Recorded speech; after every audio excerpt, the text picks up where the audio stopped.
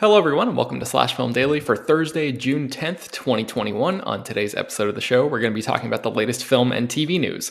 My name is Ben Pearson. I'm the senior writer at slashfilm.com, and I'm joined on today's episode by Slash Film Weekend editor Brad Oman. Hey, that's me. And writer Chris Evangelista. Hello. All right, guys, let's jump right into the news. Chris, there's a new Lord of the Rings movie coming out. What the hell? What is going on? Tell me about this. I know. We were all caught off guard by this, but it's called The Lord of the Rings, The War of the Rohirrim, and this is going to be set in the same, continuity as the Peter Jackson Lord of the Rings movies, but it's going to be an anime film. So that's like the one caveat. You're not getting a new live action Lord of the Rings movie, but you are getting a new Lord of the Rings movie. And this is basically, it's like the Helm's Deep origin story. And it's described as, quote, a companion piece to the Lord of the Rings trilogy. So the Helm's Deep origin story, does that mean the actual building of the structure, or does that mean it's going to be it's going to be 2 hours of like an architect with some blueprints, a Middle Earth architect, and he's like, all right, put the well over there, and then no, it says, quote, the story explores and expands the untold story behind the fortress of Helm's Deep, delving into the life and blood-soaked times of one of Middle-earth's legendary figures, the mighty king of Rohan, Helm Hammerhand, which is my new favorite name. What a name. I know. Yeah. Okay, so Chris, I know you sort of have an aversion to anime, but you like the Lord of the Rings, so you must be torn here. Yeah, I mean, I love the trilogy so much. I should clarify the movie trilogy. I've actually never read the books, but I love the movies. And even though I wouldn't say I hate anime. I'm just sort of like, I'm an anime agnostic. I've yet to be converted to the religion of anime, but I'm such a fan of the films that I'm definitely going to check this out. I mean, if I sat through all 3 Hobbit movies, I can sit through this. Yeah, I think that's probably a good mindset to have. Yeah. Brad, what do you think about this? Personally, I'm way more interested in the construction of Helm's Deep. I want to see a bunch of dwarves wearing construction hats saying, put the beam over there! And that's it. That's all I want, is just drama among construction dwarves. No, I'm in the same boat as Chris. I don't have an affinity towards anime. It's not really my jam. I'm not a fan of the animation style, but I love the Lord of the Rings movies. And I've read the books, and I think, digging into some of the mythological areas that we haven't seen explored before in, this kind of format could be interesting, but I'm hesitant because of the animation style. So we'll see how it looks. Nowadays, anime is getting thrown around a lot when it's not really like the same style that anime is known to be. So maybe this will be that case, and I won't be as annoyed by the animation. Yeah. Chris, what do you think about the timing of this announcement? Because like you said, this sort of came out of nowhere. We had no idea that this was in the works. And obviously Amazon is just pumping, hundreds of millions of dollars into their own Lord of the Rings TV show. Does this sort of feel to you like New Line and Warner Brothers are like, hey, we can still do Lord of the Rings stuff too. Like, look over here. We're going to try to like eat Amazon's lunch before. Like, what do you think about that? I'm sure that's definitely a possibility. And it's also just that Hollywood loves a franchise, and why create a brand new franchise when they already have this one? It's like we could go out and find something new, or we could just take something we already have and add something to it. And I really think that's the case, because the bottom line is money. The Lord of the Rings movies make money. This will make money. That's really what's going on here. Yeah, I wonder what the release plan is for this, because we know that I don't think this is going to come out in 2021, because this is a Warner Brothers and a New Line thing, and I think they've had their schedule locked for a while. They've got deals in place for the HBO Max in theaters simultaneous release thing, and we haven't heard a single word about this. So I'm guessing this is going to be next year, and I think the Amazon Lord of the Rings show is supposed to come out at some point this year, although I still don't think we have an official release date for that yet. So yeah, there's no date, but everyone says 2021. I'm guessing if it comes this year, it'll be like Christmas time. Yeah, I wonder if there is a chance though, because there wasn't any announcement of this beforehand. If this is just going to be like a surprise release, like, hey, because so many of the Lord of the Rings trilogy movies came out around Christmas, they're going to try to like sneak this into theaters in December or something, if like most of the work on this is already done. I don't know. We should just mention real quick that Kenji Kamayama who directed Ghost in the Shell, Standalone Complex, and Blade Runner Black Lotus, is going to be directing this. And Jeffrey Addis and Will Matthews, who worked on The Dark Crystal, Age of Resistance, are writing the script. And Philippa Boyens, who is one of the writers of the Lord of the Rings trilogy, the live action trilogy, is going to be a consultant on this. So Peter Jackson is not involved, in case anybody was wondering about that. All right, let's go to our next story, which is involving a series version of one of our favorite comedies. Brad, tell us about the newest cast additions to the MacGruber show. MacGruber! This is awesome. The cast of MacGruber has gained 3 absolute legends, and it's going to be incredible. Sam Elliott, Laurence Fishburne, and Mickey Rourke are all going to be in the MacGruber TV series that has been ordered at Peacock, the NBC Universal streaming service that everyone's so fond of. In case you don't know, Will Forte plays MacGruber. It's a parody of MacGyver. It's based on a Saturday Night Live sketch. And in the series, we're going to have Sam Elliott playing MacGruber's father, Laurence Fishburne as the military officer in this one, General Barrett Fasus. I guess that's probably how it's going to be pronounced. And then we're also going to have Mickey Rourke playing Brigadier Commander Enos Queeth, a mysterious villain from MacGruber's past, taking a cue from the villain from the first movie by using a vulgar word and giving it a slightly different pronunciation so that they can actually say it on TV. So what do you make of this, Brad? I assume you're very excited about this MacGruber show. I mean, I've been excited about this MacGruber show since the beginning. I love MacGruber, and I hope this is going to be worth waiting for. It's been so long since MacGruber came out, over a decade now, and I can't wait to see what they've cooked up this time. I was just like scrolling through the article that you wrote, and at the bottom there's a synopsis, and the first sentence of the synopsis it just made me laugh out loud because it reads, "In MacGruber, after rotting in prison for over a decade, America's ultimate hero and uber patriot MacGruber is finally released." Like, why is MacGruber in prison? I don't remember. Maybe for the murder that happened at the very end of the movie version. I don't know. I just want to say too that it's actually HT who wrote the story, not me. Just so. Okay. Yeah. Right on. All right. So let's move to our Chris, I assume you're at least interested in this MacGruber show as well. Oh yeah, I love the movie. And this casting is great. I'm very excited for it. Yeah. All right. So our next story involves our old pal, Zack Snyder. He's back at it again. I regret to inform you that Zack Snyder is back at it again. He is working on a new Netflix show. This is an anime series called Twilight of the Gods.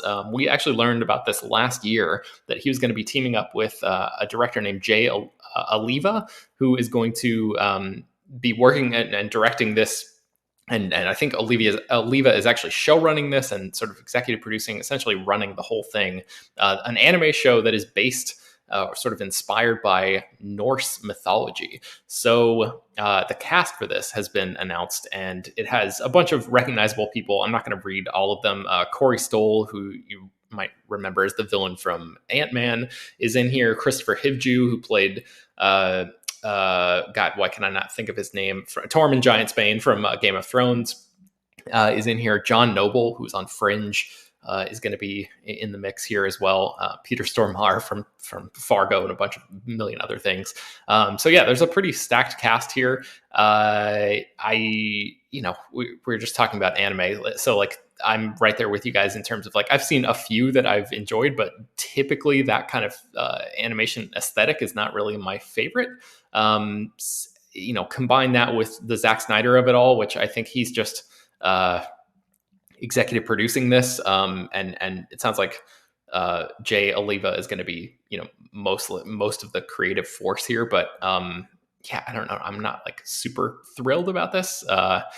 But I guess the one upside that I can see is that Snyder's work has always leaned toward the mythological, and this is an example of him leaning into that very explicitly. So it's not just him sort of putting other recognizable characters like the DC superheroes, for example, into a mythological box, or sort of trying to map those sort of archetypes over previously existing characters. He's actually messing with characters from Norse mythology here. So like people like Loki and Odin and Thor are actually going to show up in this, which might be a little strange for Marvel Studios fans to be like, what? Zack Snyder is making his own Thor thing? But yeah, the show is called Twilight of the Gods, and I don't think it has a release date yet, but I assume with the casting just being announced now, it'll either come out like late this year or sometime next year. So if you want to dive into the cast and see, which other Game of Thrones person has been cast here, I will just tease that, and you can go click on the link in the show notes to find out. All right, let's move to another Dracula project. Chris, Dracula seems to be a real hot property in Hollywood these days. There is another Dracula project in the works. Tell me about this one. Yes, Dracula is so hot right now. This is called Abraham's Boys, and it's based on a short story by Joe Hill. And Joe Hill, if you don't know, is the son of Stephen King, and he's become a pretty famous horror writer of his own. And in the short story is set after Dracula, and it follows the children of Abraham Van Helsing. And Abraham Van Helsing is, of course, the famous vampire hunter from Dracula and the star of the major motion picture Van Helsing, starring Hugh Jackman. This is being turned into a movie. Natasha Kermani, who directed a film called Lucky, which I haven't seen, but I've heard pretty good things about. It was an indie horror film. It came out last year. I think it's on Shudder right now. She's writing and directing this adaptation, and the story basically, the short story at least, they might change it for the film, but in the short story, it follows Van Helsing's kids who are living in America now with Van Helsing, and he's a very strict, even abusive father, because he's just like, there are vampires out there and you need to follow my rules or their vampires will get you.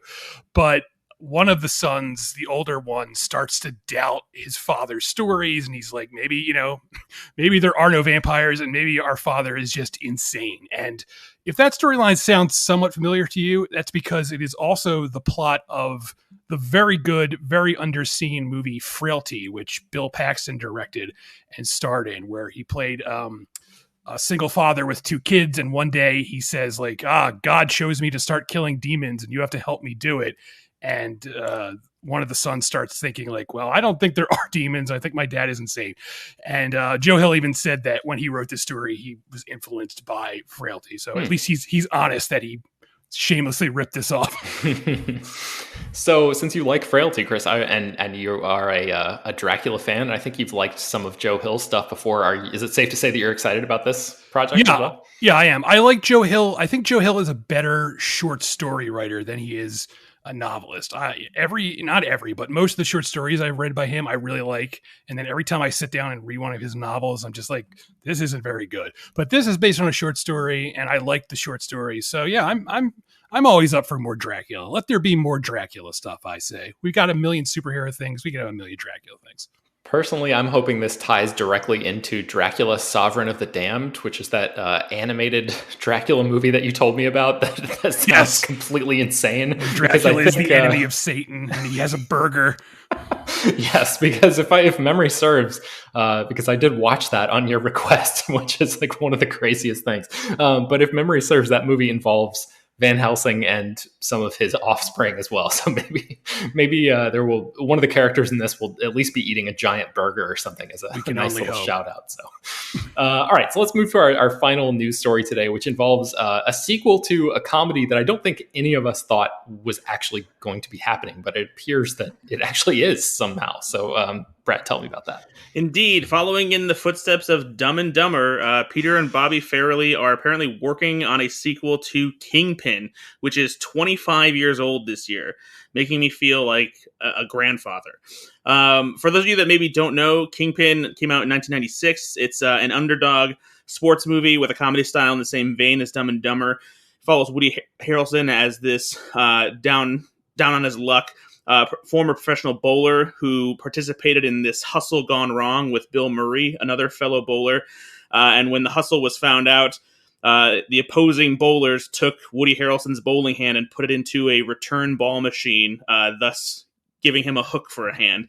And so now he lives a pathetic life in a dingy apartment before he meets Randy Quaid as this young up-and-coming bowling prodigy, and they decide to head out on a road trip to try and win the Reno Bowling Championship and win a big prize amount to help save Randy Quaid's character's farm because he lives in an Amish community. It's a very silly, that old premise. it's a very silly, raunchy comedy. It's very funny. I think it holds up today too. It's one of the Farrelly brothers' better comedies when they were up and coming in the mid to late 90s. But I just don't know what a sequel will entail. It's a pretty open and shut story with a simple premise that doesn't really lend itself to a sequel. I suppose there's the possibility that they could do a legacy thing where Woody Harrelson's character has a son who's becoming a bowler now, or maybe it's another comeback story. I really don't know. I mean, in the last movie, Ishmael didn't get to be the bowling champ or go to try to be the bowling champ. It was Woody Harrelson. So maybe this one can do that, but I don't think they're going to be able to get Randy Quaid back because he's kind of lost it. I don't know. But Peter and Bobby Farrelly are only producing. There's no word on who's directing or writing. It's just in active development right now. So who knows what's going to happen here? Yeah, I was just looking at Randy Quaid's IMDb page, and he's been in one movie since the year 2009, and that was in 2018. And yeah, he's experienced quite a journey. I guess you can Google that and figure out what's going on with Randy Quaid, if even the internet can figure that one out. But Chris, I know that you're a fan of Kingpin. I've never seen this movie, so I can't really weigh in here. But I saw that you guys were sort of sharing your mutual love of this movie in our Slack earlier. So, Chris, what do you think about this? Yeah, I don't know. It's a very weird announcement because I never thought there would be a sequel to this. So I'm somewhere like, I don't know how I feel about this. I really like the original. The original is very funny in a very silly sort of way. So I guess I'll wait and see, who is actually coming back for this and what the story, how it all turns out. But for now, I'm sort of like, oh, really? They're making a sequel to that? Sure, why not? Brad, do you think this is one of those movies that gets announced but is never actually going to get made? It's certainly possible. I mean, then again, it took 20 years for Dumb and Dumber 2 to happen. And there was always, I feel like that was always being kicked around as a possibility. And I think there's a good chance that will be the case. But considering it's in active development, that it does make it sound like that's something that they're trying to make happen. And it's probably more interesting than anything else Peter and Bobby Farrelly would be doing otherwise. Yeah, I guess that's a good point. All right. That's going to bring us to the end of today's episode of Slash Film Daily. You can find more about all of these stories that we mentioned on today's show at slashfilm.com and linked inside the show notes of this episode. Slash Film Daily is published every weekday, bringing you the most exciting news from the world of movies and TV, as well as deeper dives into the great features you can find on the site. You can subscribe to the show on Apple, Google, Overcast, Spotify, all of the popular podcast apps, and send your feedback, questions, comments, and concerns to us at peter@slashfilm.com. Make sure to leave your name and general geographic location in case we mention your email on the air. Don't forget to rate and review the show on Apple Podcasts. That helps us out a lot. Tell your friends, spread the word. Thank you all for listening, and we will talk to you tomorrow.